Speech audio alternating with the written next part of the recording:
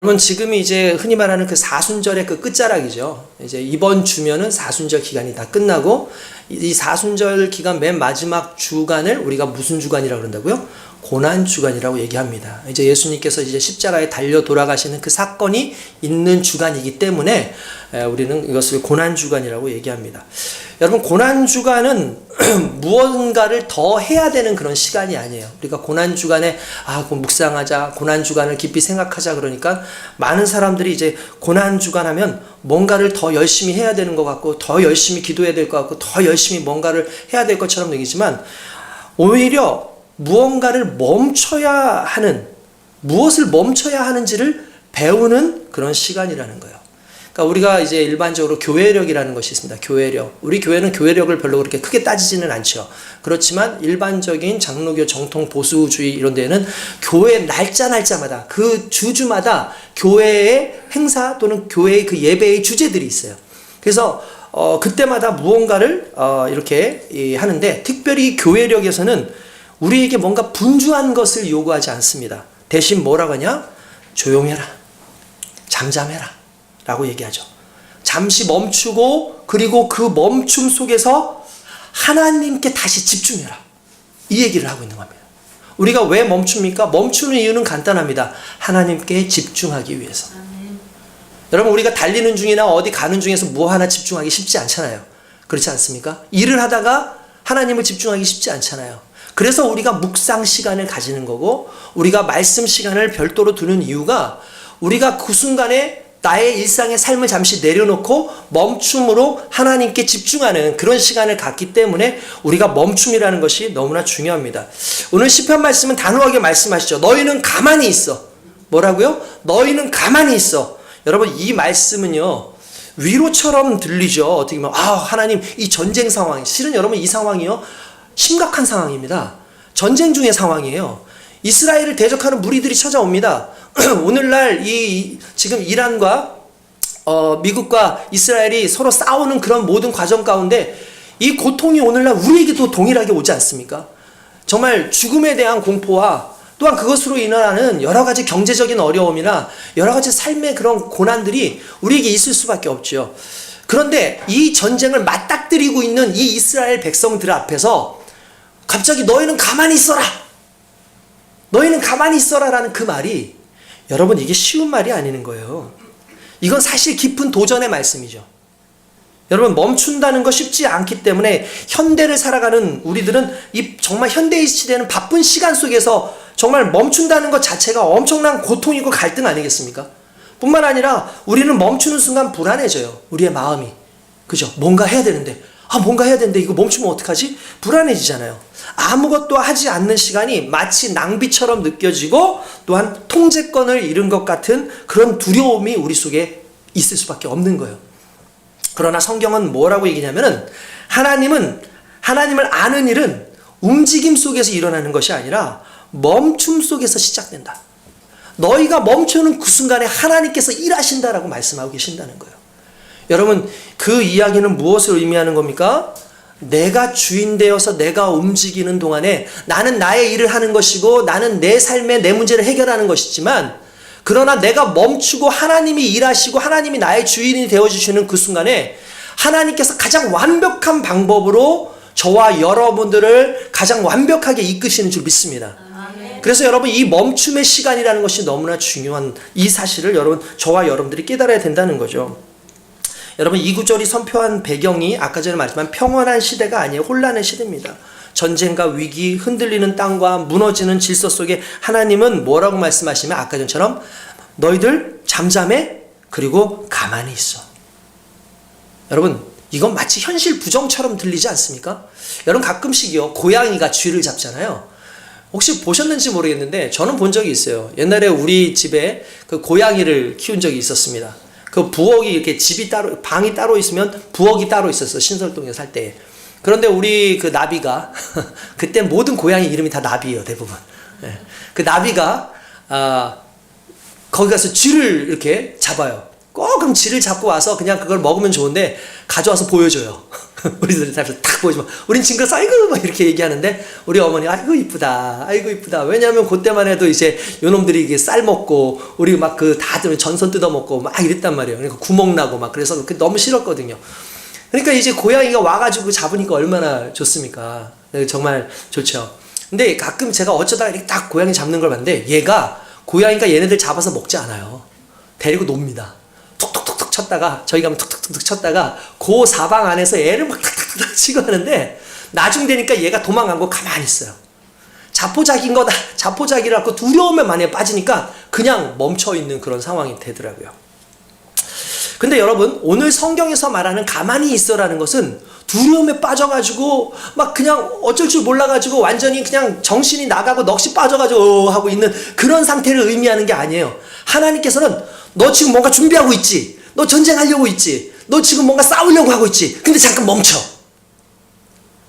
내가 너와 함께하면 너가 이기는 것이고 아멘. 네가 아무리 열심히 한다 할지라도 내가 너와 함께하지 않으면 너는 진 싸움이야.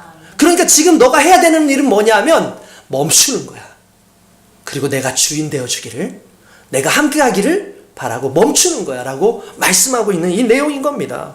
이건 현실 부정하는 게 아니에요. 우리는 도저히 아무 일도 할 수 없으니까 이제 관두자. 그게 아닙니다. 내가 뭔가 할 수도 있고 내가 뭔가 노력할 수도 있지만 그 모든 노력과 할 수 있는 것을 잠시 멈추고 하나님 앞에 이 모든 것을 드리고 하나님의 개입을 바라는 것. 이게 오늘 성경에서 말하는 가만히 있으라라는 뜻인 거죠. 오히려 현실 가운데에서 인간의 반응과 계산을 잠시 내려놓고 하나님이 누구신지를 다시 보라는 그 요청이 오늘 이 말씀인 줄로 믿습니다. 여러분 성서 신학적으로 볼 때에 이 멈춤이라는 것은요 언제나 하나님의 일하심을 위한 자리였다라는 걸 알아야 돼요. 멈춤.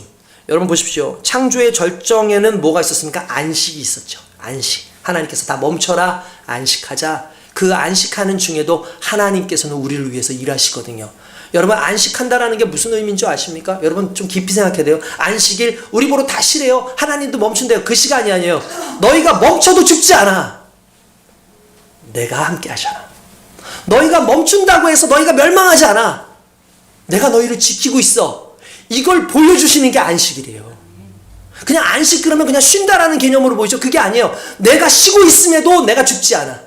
내가 쉬고 있음에도 내가 망하지 않아. 오늘 이 주일을 여러분 섬기기 위해서 여러분 다 모든 걸 멈추고 오신 거 아닙니까?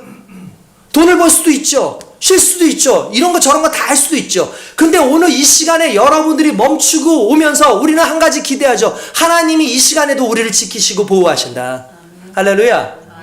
오늘 그 말씀이 오늘 이 말씀의 중심인 줄로 믿습니다. 뿐만 아니라 출애굽 이후 광야에서도 하나님께서는요 그 40년 동안 이스라엘 백성으로 하여금 멈추는 것을 배우게 하셨어요. 그래서 오직 하나님만 집중하게 하는 걸 배우게 하신 거죠. 길을 가다가 여러분 예수님 보십시오. 길을 가다가 예수님이 멈추시는 그 상황 속에서 반드시 기적들이 일어났습니다. 길을 가다가 주 예수여 나를 불쌍히 여기소서 다윗의 자손이여 나를 불쌍히 여기소서 하는 동안에 예수님은 가시다가도 멈춰요. 그리고 그를 부르시죠. 그의 눈을 만져주십니다. 그의 눈을 띄어집니다. 그의 귀를 만져주십니다. 그의 귀머거리가 열리게 되죠. 그의 입을 만져주시는 동안에 그는 말하게 되고 안진뱅이에게 기도하는 그 순간에 이 안진뱅이가 일어나게 되고 중풍병자가 된 그 사람에게 주님께서는 멈추셔서 그를 일으키시고 또한 죽은 나사로 앞에 멈추셔서 말씀 하나로 나사로를 살리시는 귀한 역사를 일으키셨다라는 거죠. 여러분 주님의 멈춤과 우리의 멈춤 속에서 공통점이 무엇입니까? 그것은 하나님의 역사가 있다는 겁니다. 아멘. 할렐루야. 아멘. 오늘 저와 여러분들 그 역사 속에서 살아가고 있다는 사실을 믿으시길 주님의 이름으로 축원드립니다. 아멘. 역시 오히려 멈출 때 이러죠. 십자가를 앞둔 예수님께서도요 역시 고요 속에서 기도하셨습니다. 겟세마네의 침묵은 도피의 자리가 아니라 집중하는 자리예요. 집중하는 자리. 여러분 오히려 집중하는 자리입니다. 여러분 영화관 가지 않습니까? 영화관에 가면은 불이 다 꺼집니다. 그죠? 불이 다 꺼집니다. 불이 꺼지는 이유가 뭡니까?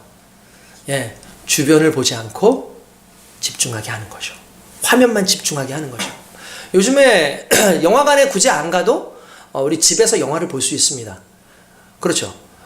그런데도 불구하고 영화관에서 보는 것과 집에서 보는 것이 맛이 달라요, 맛이. 왜 그러냐면 영화관에 가면 주변이 다 꺼지고 오직 여기에만 집중하게 하는데 아니 내가 영화를 보고 있으면 갑자기 전화도 울리고 집에서는 갑자기 있으면 딸깍딸깍 소리가 들리고 엄마 여기 뭐 있어? 아빠 뭐 어디 말하기도 하고 주변 옆에가 다 어수선하다 보니까 뭐 하나 참 집중하는 게 참 쉽지는 않아요. 억지로 집중해서 보기는 하겠지만 집중이 쉽지가 않죠. 그래서 결국은 이 주변이 어두운 건 집중과 몰입이에요. 여러분 이게 상당히 중요해요. 우리가 하나님께서 왜 우리에게 고난을 주십니까? 고난을 주시는 이유는 그겁니다. 환경을 못 보게 하시는 거예요. 고난을 통해서 환경을 다 꺼버리는 거예요. 고난을 통해서 내 주변의 상황을 다 꺼버리는 겁니다. 그리고 오직 하나님께 집중하게 하고 거기에 더 깊이 몰입하게 하시는 그 은혜가 바로 하나님께서 우리에게 주시는 고난의 의미인 거죠. 십자가의 고난을 왜 주셨겠습니까? 십자가의 고난을 통해서 오히려 구원 하나만 바라보게 하셨고 십자가의 고난을 통해서 더 이상 내가 아니라 하나님 외에는 내가 구원의 방법이 없다라는 것을 알게 하시는 그 사건이 십자가의 사건이고 고난의 사건이고 오늘 저와 여러분들이 주신 하나님의 은혜의 사건인 줄로 믿습니다. 아멘. 그렇기 때문에 예수님께서는요 십자가의 그 상황 속에서 기도하십니다. 여러분 멈춤은 하나님의 일이 중단되는 시간이 아니라 오히려 하나님의 일을 가장 깊이 진행시키는 일이라는 사실을 깨달아야 될 줄로 믿습니다. 고난주간의 시작에서 우리는 예수님 십자가에 대해서 좀 성급히 달려가는 그런 경향이 있어요. 그래서 고난주간 그러니까 우리 십자가를 묵상합시다. 어떻게 하면 십자가를 묵상할 수 있습니까? 그러면서 막 십자가에 대해서 찬양하고 십자가 얘기하면서 오히려 분주하게 십자가를 이야기하지만 실은 성경은 달리려는 우리를 멈추게 하는 거예요. 십자가는 급히 이해할 수 있는 사건이 아니기 때문에 그렇습니다. 여러분 십자가라는 것은요 그 앞에서는 말이 줄어들고 설명보다는 침묵이 필요한 곳이에요. 그 안에서는 감동이 있는 것이고요. 그 안에서는 내 죄에 대한 나의 묵상이 있는 것이고 그 십자가에서 우리가 아무것도 할 수 있는 게 없습니다. 하나님 그걸 원하시는 거예요. 우리는 자꾸 십자가 앞에서 무언가를 하려고 그럽니다. 내 노력을 하려고 그럽니다. 그런데 하나님께서는 십자가 앞에서 멈추게 하시고 너희가 할 수 있는 건 아무것도 없어. 오직 이 십자가는 내가 져야 될 십자가야 라고 말씀하고 계시고 결국 그 십자가를 지심으로 우리에게 구원을 주시는 줄 믿습니다. 아멘. 그 놀라운 사건과 그 십자가의 은혜는 결국 십자가 앞에서 멈춰서는 순간 가능하다라는 사실이죠. 멈추는 십자가 앞에서 설 수 있는 우리의 영적 자세이기도 해요. 영적 자세. 내가 하나님됨을 알지어다. 여러분 이 말씀은 멈춤의 목적을 분명히 이야기하고 있는 거예요. 우리가 멈춰야 되는 목적. 멈추는 이유는 쉼 자체가 아니라 다시 하나님께 집중하는 것이고 하나님이 일하시는 것을 보게 하는 것이고 또 가장 중요한 건 그 일이 남의 일이 아니라 나의 일이라는 사실을 경험케 하시는 거예요. 여러분 우리가 하나님 그렇게 얘기하지 않습니까? 근데 가끔씩 우리는 하나님을 이야기하면서 꼭 남의 하나님 이야기하듯이 얘기를 해요. 우리는 하나님 하면서 믿으면서 남의 하나님 믿는 것처럼 믿어요. 우리가 기도하면서도 마치 남의 하나님께 기도하는 것처럼 여겨지고 나를 구원하신 예수님, 나를 구원하신 하나님인데 남을 구원하신 하나님에만 초점을 맞춰요. 그래서 남의 간증 듣고 남의 이야기 듣고 남의 무언가를 찾고 우리가 따라가려고 하는데 오늘 하나님은 멈춰서 너의 하나님을 바라봐라. 너를 위해서 역사하시는 나를 바라봐라. 그 말씀을 하고 있는 줄로 믿습니다. 여러분 바로 그겁니다. 우리가 멈추지 못하는 이유는 대부분 하나님이 아니라 자신에게 집중하고 있기 때문이에요. 왜냐하면 내 계획, 내 염려, 내 책임이 중심이 있을 때에 멈춤은 위협이 되죠. 오히려 무슨 소리야? 멈춘다니? 나 지금 이거 해야 되는데? 무슨 소리야? 나 지금 지금 이거 염려할 수밖에 없고 이거 고민할 수밖에 없고 이 계획 있는데 이거 안 하면 안 돼. 우리는 항상 하나님의 뜻을 구하지 않습니까? 하나님의 뜻을 구합니다. 하나님의 뜻을 구합니다. 라고 말을 하지만 정작 하나님의 뜻이 아니라 내 계획대로 내가 생각한 대로 내 뜻대로 하나님이 맞춰주시는 것이 그게 하나님의 뜻이라고 나 스스로 그렇게 생각을 하잖아요. 여러분 이게 얼마나 교만한 자세입니까? 우리는 하나님 앞에 너무 교만해요.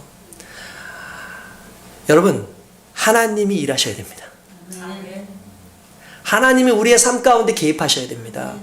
그걸 은혜라고 얘기합니다. 은혜는 하나님이 나에게 개입하시는 거다. 전혀 딴 게 아니라 하나님이 나한테 개입하시는 게 그게 은혜라는 것을 믿으시기 바랍니다.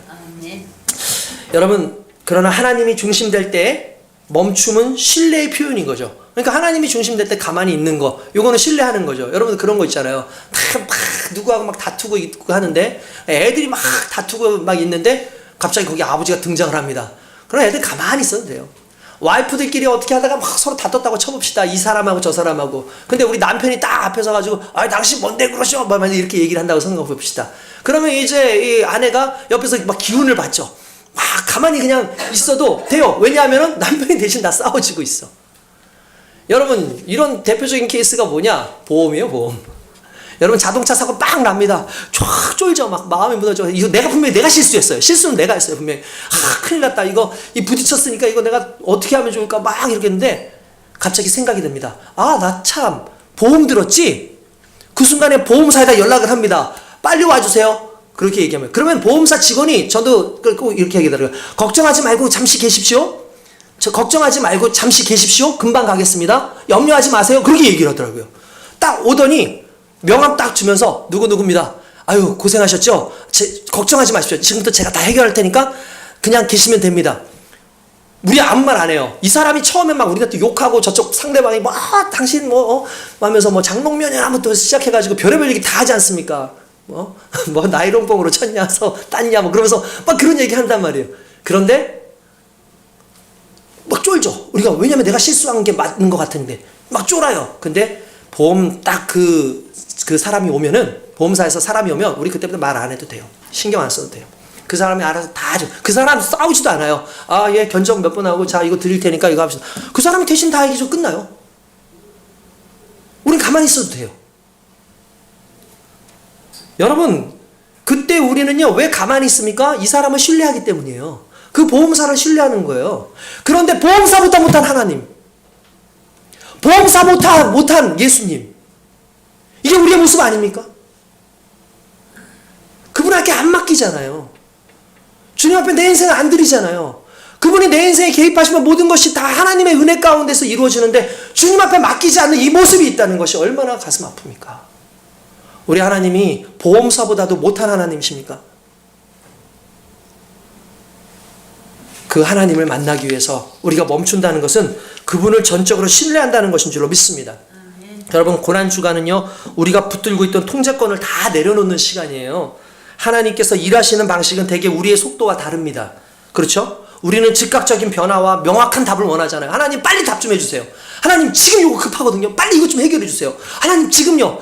기다릴 시간이 없어요. 빨리빨리요. 미리 빨리빨리 해주세요. 이렇게 자꾸 얘기를 한단 말이에요. 근데 하나님의 시간은 다릅니다. 하나님은 침묵 속에서 느린 하나님의 그 과정 속에서 일을 하시죠. 왜 그렇습니까? 우리로 하여금 기다리게 하시고 성숙하게 하시고 흔히 말하는 김치도 숙성이 돼야 맛있는 것처럼 우리의 인생에 성장만 있으면 안 돼요. 어느 순간 숙성되고 성숙해지는 그 과정이 있어야 돼요. 그 과정은 마치 상하는 것 같고 마치 썩는 것 같고 마음이 아픈 것 같지만 그러나 그 모든 상황 속에서 나로 하여금 하나님의 은혜 속에서 성숙하게 하시는 그 과정을 맛보게 하신다는 거죠. 흔히 말하는 익은 김치, 맛있는 김치를 만드시는 그 과정이 우리가 아니라 하나님의 멈춤, 나의 멈춤 속에서 일어난다는 걸 이해하시길 주님의 이름으로 축원드립니다. 멈춤은 하나님의 시간에 우리를 맞추는 훈련입니다. 우리의 시간에 하나님이 개입하시도록 하는 게 아니라 하나님의 그 시간에 우리를 맞추는 훈련. 하나님의 시간이 좀 길잖아요. 그럼 막 조급해가지고 하나님 와주세요가 아니라 하나님 시간이 길지만 하나님 이 상황이지만 나는 하나님께 나의 인생을 맡깁니다. 하나님 받아주십시오라는 걸 훈련하는 게 멈춤의 시간이고 그게 고난의 시간이에요. 할렐루야. 그래서 고난이 내게 유익입니다. 우리 옆에 있는 사람들하고 다시 한번 이렇게 합시다. 고난이 내게 유익입니다. 시작. 고난이 내게 유익입니다. 고난이 내게 유익입니다. 여러분 그렇습니다. 고난은 내게 유익입니다. 멈춘다는 것은 아무것도 하지 않는다는 것이 아니에요. 오히려 가장 중요한 일을 하는 겁니다. 즉 하나님을 하나님 되게 하는 것. 하나님을 나의 하나님 되게 하는 것. 그게 멈추는 거죠. 내 삶의 중심에서 나를 내려놓고 하나님을 다시 중심으로 모시는 일입니다. 여러분 고난주간은요, 고난주간의 이 멈춤이라는 것은 이 나태함이 아니라 하나님께 경배하는 하나의 우리의 모습일 수 있는 거예요. 여러분 특별히 이 고난주간 기간만큼은 여러분 말씀을 좀 더 깊이 읽으십시오. 고난주간만큼은 아침 묵상을 반드시 다 같이 하는 것으로. 원래는 우리가 예전 같았으면은 여러분 다 아시겠지만 저녁 기도회 하지 않습니까? 고난주간 특별 기도회, 또 다른 교회들은 특별 새벽 기도회 하거든요. 근데 우리는 지금 상황상 여러 가지 쉽지가 않으니까 고난주간 아침 묵상을, 특별 아침 묵상을 하는 겁니다. 그래서 제가 오늘 이렇게 나눠드린 이 책자를 가지고 여러분들 그 말씀을 보면서 하시고 여기에 있는 질문들을 보시면서 여러분들이 또 함께 이렇게 나누면 좋겠다는 생각이 듭니다. 할렐루야. 아멘. 여러분, 이 멈춤 속에서 우리는 묻게 되죠. 나는 무엇에 쫓기면서 살아왔는가? 무엇이 나를 숨쉬지 못하게, 쉬지 못하게 만들었는가? 무엇이 하나님보다 앞자리에 앉아 있었는가? 여러분, 이러한 질문들은요, 우리를 정죄하기 위한 질문이 아니에요. 너 왜 그랬어? 너 어떻게 그럴 수가 있어? 그런 것이 아니라 다시 집중을 회복하게 하는 은혜의 질문인 거죠. 나로 하여금 다시 집중하게 하는. 여러분, 고난주간의 첫걸음은 정말 앞으로 나아가는 걸음이 아니라 멈추어 서는 걸음입니다. 멈춤 없이 기억도 돌아봄도 순종도 사랑도 소망도 없습니다. 십자가 앞에서 멈출 수 있는 사람만이 십자가 그 이후의 길을 제대로 걸을 수 있다는 걸 우리는 깨달아야 될 줄로 믿습니다. 여러분, 문제를 해결하기 위해서가 아니라 하나님을 다시 바라보기 위해서 바쁘게 하나님을 섬기다 보니까 하나님께 집중을 하기 위해서 이 멈춤 속에서 하나님은 여전히 말씀하시죠. 내가 하나님이다. 내가 너의 하나님이다. 여러분, 그리고 그 고백이 다시 우리의 길을 시작하게 만들 줄로 믿습니다. 여러분, 그것이 너무나 중요한 거죠. 하나님 앞에 멈출 수 있는 것, 하나님 앞에 멈출 수 있는 것, 이 멈추는 훈련들이요, 여러분, 저와 여러분들에게 있어야 될 줄로 믿습니다. 언젠가 여러분한테 그런 말씀 드린 적 있었던 것 같은데, 경찰견 훈련소 이야기입니다.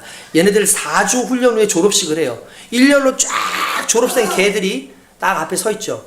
그리고 나면 그 개들 앞에다 고기를 던져요. 하나씩 큰 고기를 던집니다. 그러니까 누가 졸업하고 누가 졸업을 못하냐, 뭐 집어먹냐 안 먹느냐, 갖다 해서 막 이거 막 먹고 그러면 탈락, 안 먹고 꼭춤을 꼭꼭 삼키면서 참으면 넌 합격, 그럴 것 같잖아요. 아니에요. 던졌어요. 이렇게 고기를 던졌어요. 안 먹는 거 먹는 거 상관없이 고기를 보고 있잖아요. 탈락이에요. 누굴 봐야 되냐면 조련사를 보고 있어야 돼요. 고기가 앞에 있어도 조련사를 보고 있어야 합격이에요. 그런 게가 많지가 않은 거예요.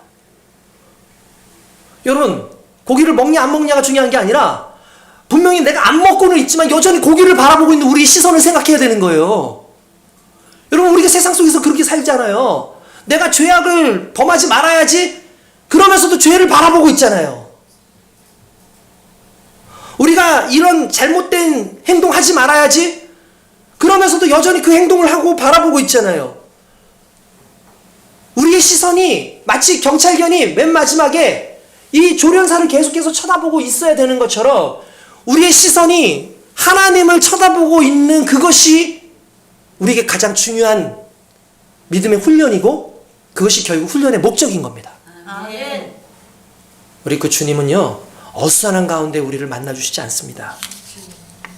엘리야가 여러분 고난 가운데 있었을 때 엘리야가 하나님을 대면한 장소가 어디였겠습니까? 와, 그 기적이 일어나는 막 하늘에서 불이 떨어지고 막 그냥 850명의 그 바알 선지자들, 아세라 선지자들을 막 칼로 쳐서 죽이는 그 막 엄청난 사건 가운데 하나님은 계시지 않았어요.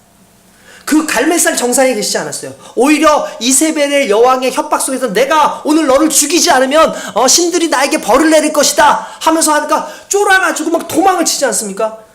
막 도망쳐서 부엘세바 광야의 한 동굴 속에서 엘리야는 하나님을 더 깊이 대면할 수 있었어요.